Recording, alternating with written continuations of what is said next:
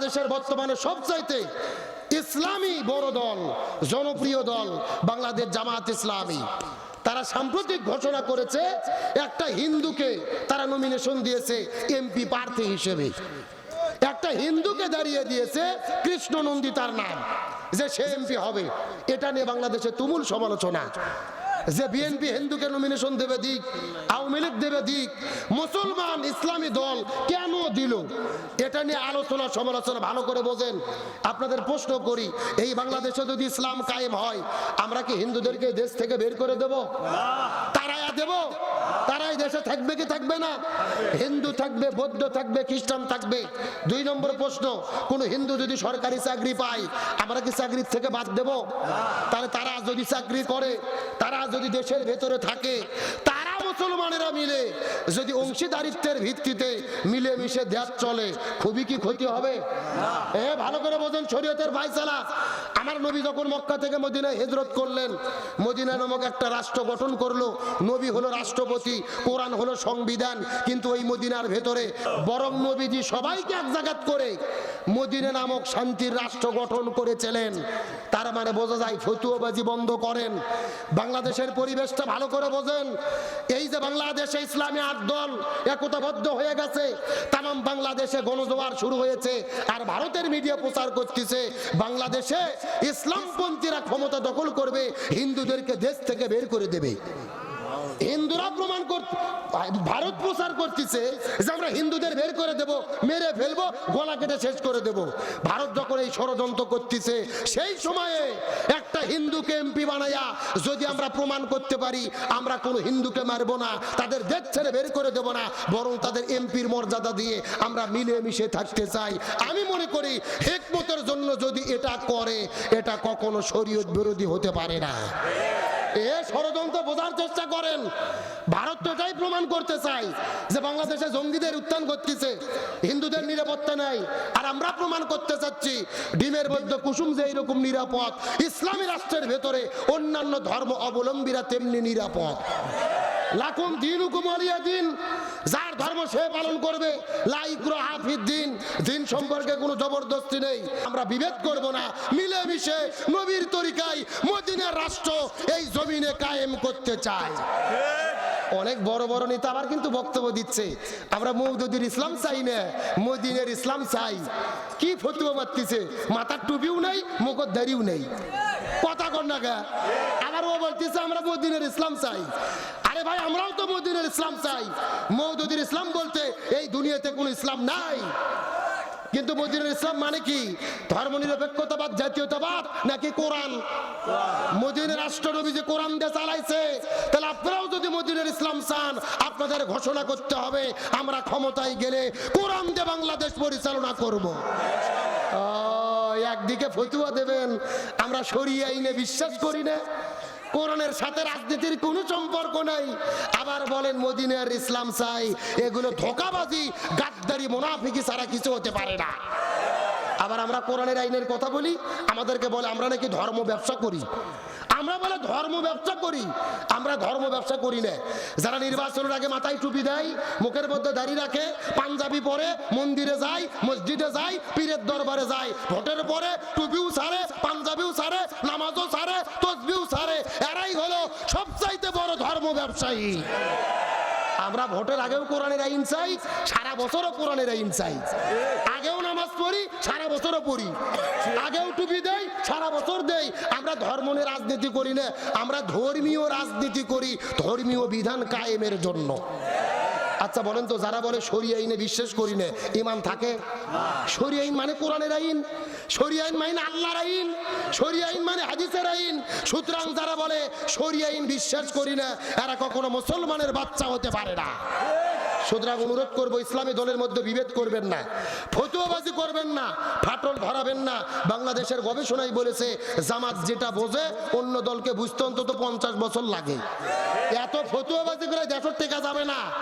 মিলেমিশে এই দেশটা আমরা গড়তে চাই। ইসলামী দল যদি একতাবদ্ধ হয়, ডাকসু ডাকসু চাকসু রাকসুতে ইসলামপন্থীদের বিজয় হয়েছে আমরা বিশ্বাস করি। ইসলামী দল যদি একতাবদ্ধ হয়, আগামীতে বাংলাদেশে ইসলাম ক্ষমতায় যাবে, কোরআন ক্ষমতায় যাবে, কোন জালেম মাথা উঁচু করতে পারবে না। এই জন্য আমাদের এক থাকার দরকার আছে না নাই? কিন্তু এই যে বললাম ভালো করে শোনেন, ফতুয়াবাজি, ইসলাম ক্ষমতায় গেলে সবার হাত কাটা পড়বে। আল্লাহর কোরআন বলছে কেউ যদি চুরি করেছে, ছেলে হোক অথবা মেয়ে হোক, হাত কাটতে হবে। কার কথা? কিন্তু এই আয়াতের সঠিক ব্যাখ্যা অনেক হুজুরও বলে না, আর নেতারা তো জানেই না। ভালো করে বোঝার চেষ্টা করেন। চুরি করলেই সবার হাত কাটা পড়বে না। চুরি হলো দুই প্রকার, একটা হলো অভাব আর একটা হলো স্বভাব। কয় প্রকার? আপনাদের প্রশ্ন করে, আপনাদের মৌলবীর চর এলাকার ভেতরে আলু চোর, বেগুন চোর, মুড়ির চোর, পাট চোর, এরকম 2-4টা ছেঁচড়া চোর আবুল মফিজ কুদ্দুস কি আছে? আছে? আচ্ছা বলেন, তারা কি অভাবে চুরি করে না স্বভাবে? হ্যাঁ, ভালো করে বুঝবেন, স্বভাব নয়, অভাব। বাড়িতে বাজার করার টাকা নাই, বইয়ের পেটত ভাত নাই, শরীরের পোশাক নাই, অভাবে চুরি করে। আল্লাহর কোরআন বলতেছে না, অভাবে পড়ে যারা চুরি করবে এদের হাত কাটা যাবে না। এদের সর্বপ্রথম 5টা বিষয়ের গ্যারান্টি দিতে হবে।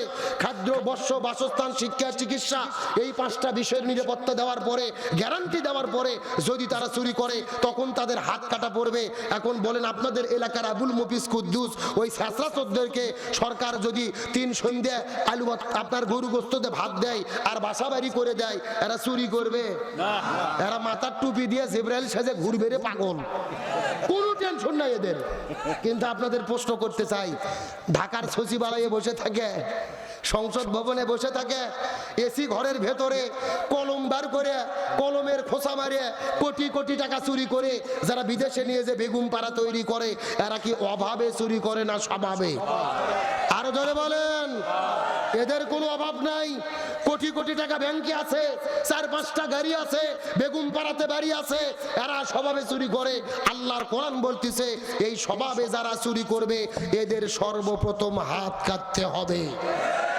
আজকে বাংলাদেশের এক সচিবকে ধরার পরে অথবা এক এমপিকে ধরার পরে চুরি করার অপরাধে বাইতুল মুকাররমের উত্তর পার্শ্বে প্রকাশ্য দেবালোকে যদি হাত কেটে দেওয়া হতো আর সব টেলিভিশনে যদি লাইভ সম্প্রচার করা হতো, এক চোরের হাত কাটলে বাংলাদেশের 60 লক্ষ সরকারি চাকরিজীবীরা এমনিতেই তওবা করে ভালো হতে বাধ্য হতো। কথা ক্লিয়ার না ভেজাল আছে? আরে পাগল, সর্বপ্রথম হাত কাটা পড়বে আপনাদের এলাকার চেয়ারম্যানের। কার?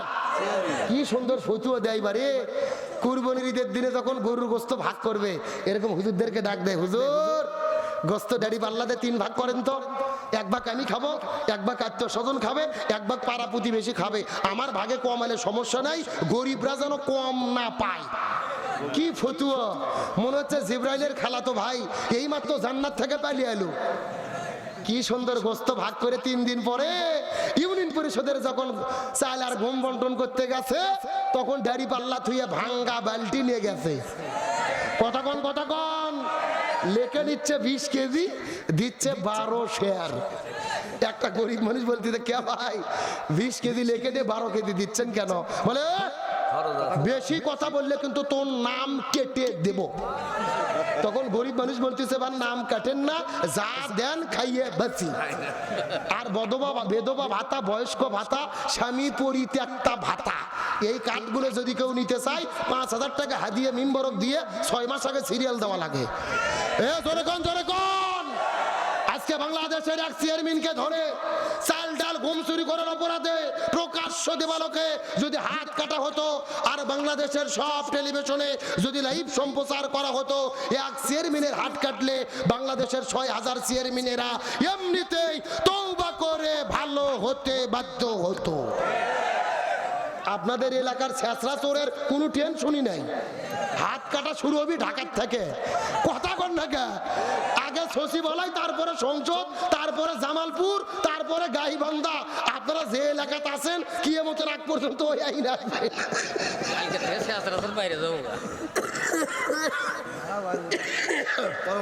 লক্ষ্য করেন, গভীর মনোযোগ। আল্লাহর কোরআন বলেছেন, ওয়াজ্জানিয়াতু ওয়াজ্জানি ফাজলিদু কুল্লু ওয়াহিদিম মিনহুমা মিয়াতা জালদা। যদি কোনো ছেলে মেয়ে বিয়ে করার আগে জেনা করে 100টা বেতের আঘাত করে তাদের বিয়ে করে দিতে হবে, কার কথা? আর যদি কেউ বিয়ে করার পরে জেনা করে বুক পর্যন্ত পুঁতে রেখে পাথর মেরে হত্যা করতে হবে, কার কথা? আজকে বাংলাদেশের এক জেনাকারীকে ধরে বুক পর্যন্ত পুঁতে থুয়ে যদি পাথর মেরে হত্যা করা হতো, একজনক হত্যা করলে বাংলাদেশে জেনা তো দূরের কথা, ইফটিজিং তো দূরের কথা, অনেক যুবকের স্বপ্ন দোষ পর্যন্ত বন্ধ হতো। কথা বলেন। তার মানে বোঝা গেল কোরআনের আইন ছাড়া জমিনে শান্তি আসবে না। আপনারা শোনেন, যারা যারা হজ উমরা করেছেন, আমি নিজে 3-4 বার গেছি সৌদি আরবে। সৌদি আরবে হাত কাটার আইন আছে, কিন্তু 3-4 বার যাওয়ার পরে আমি হাত কাটা কোনো লোক সৌদি আরব খুঁজে পাইনি। আমি একটা হুজুরকে জিজ্ঞেস করলাম, আচ্ছা হুজুর, এখানে হাত কাটার আইন আছে, তা হাত কাটার লোক নাই কেন? আমাকে বলতেছে, হুজুর আপনি পাগল হয়েছেন, যেই দেশে হাত কাটার আইন থাকে ওই দেশে চুরি থাকে না। সুবহানাল্লাহ।